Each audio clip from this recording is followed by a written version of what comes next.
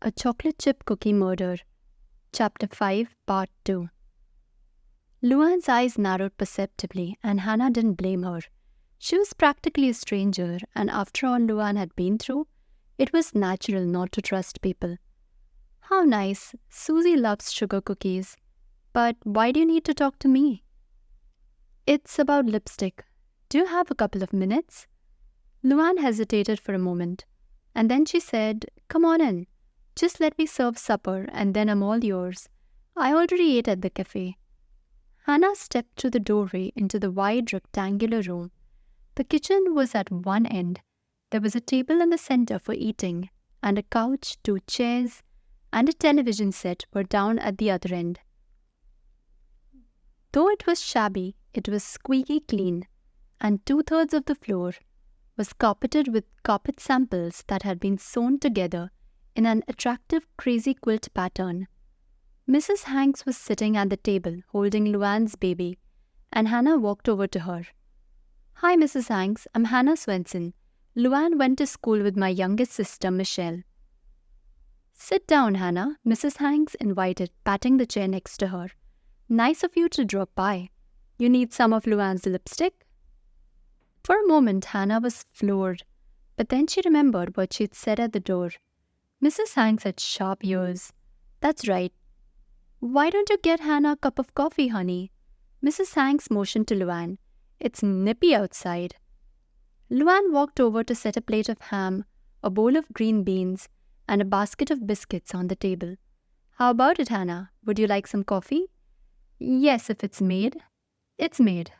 Luann went back to the old wood stove and filled a cup from the blue enamel pot that sat at the back. She set it down in front of Hannah and asked, "You still drink it black, don't you?" "That's right. How did you know?" "From the cafe. The tips are bigger if I remember things like that. Just hold on a moment, and I'll put Susie in her high chair. Then we can talk about that lipstick."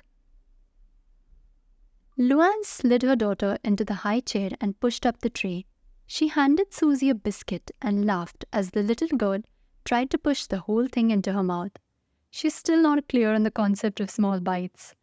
"They never are at that age," Hannah responded with a smile.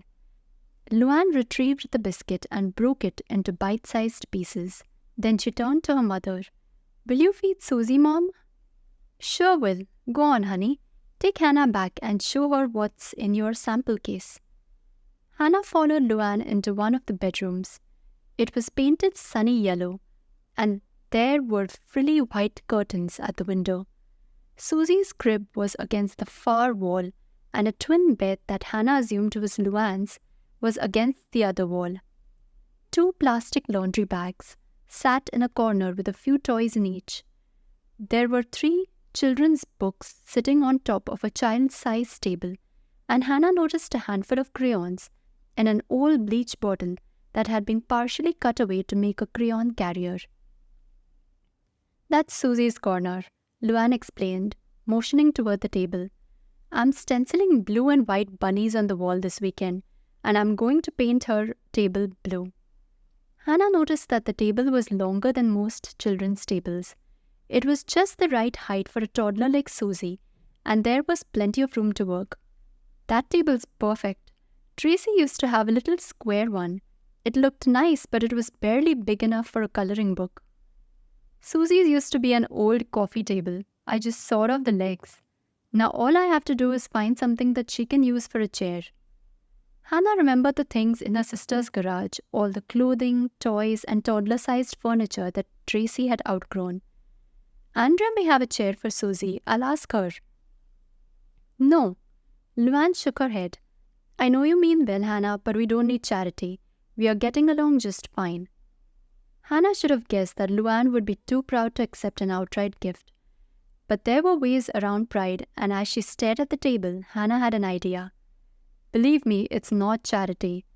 Hannah gave what she hoped was an exasperated sigh. "I promised to help Andrea clean out the garage this weekend and cart all of Tracy's toddler things to the dump." Luann looked shocked. "To the dump? You should take them to the thrift store, Hannah.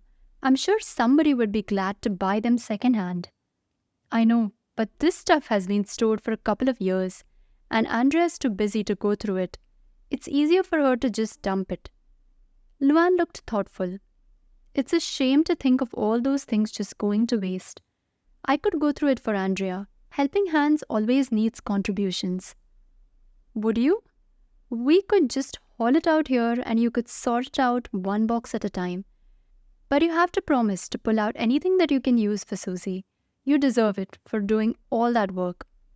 I'll be glad to do it. Luann sounded pleased at the prospect. Sit down at the dressing table, Hannah. Luann gestured toward an old-fashioned vanity that was painted a pretty shade of blue. Its mirror was darkly spotted with signs of age, and a sampling of pretty girl cosmetics was arranged on the top. A battered old folding chair with a matching coat of paint sat in front of the vanity, and Luann whisked a stuffed rabbit off the seat. Once Hannah was seated, she smiled. You said you needed some lipstick? Yes, I do. Hannah told herself that she wasn't really lying. She'd already decided to buy some cosmetics from Luann. Anyone who worked this hard to make a life for her mother and daughter deserved her help. What color did you have in mind? Luann asked. This color. Hannah reached into her purse and drew out the bag that contained the cup. Do you have anything that matches this? Luann stared at the cup for a moment, and then she sighed. You can't wear that color, Hannah. It'll clash with your hair. Oh, it's not for me. Hannah launched into the story that she'd prepared. Bill had warned her not to mention the investigation, but Hannah had thought of a way around that restriction. My mother just loves this shade. She was helping me take out the trash the other day, and she spotted this cup with the lipstick on it. Luann looked relieved. Then it's for your mother. That's right. She told me she used to wear lipstick like this and she can't find it anywhere in town. I thought I'd surprise her with it the next time I go over there for Carb Tuesday. Carb Tuesday? That's what I call it. I have dinner with Mother every Tuesday night and she's crazy about sweets. Last night we had Halloween pot roast with pineapple slices and candied yams. Luann started to grin. I can see why you call it Carb Tuesday. You haven't heard the rest of it. We also had a side dish of fried bananas and nut cake with chocolate frosting for dessert. Mother had ice cream on top of hers. Your mother sounds like a sugar junkie. Does she ever eat it right out of the bag?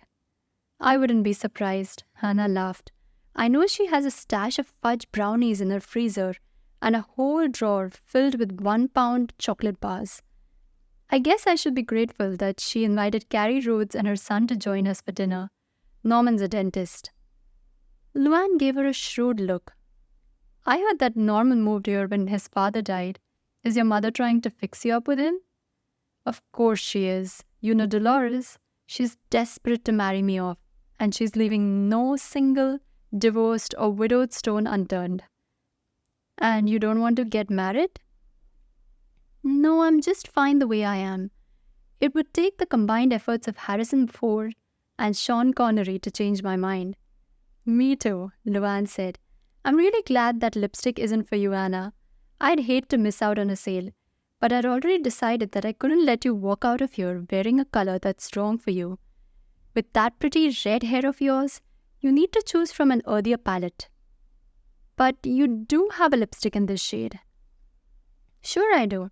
And your mother's right. I'm the only one in Lake Eden who carries it. It's called Pink Passion, and I stock it for a lady in town.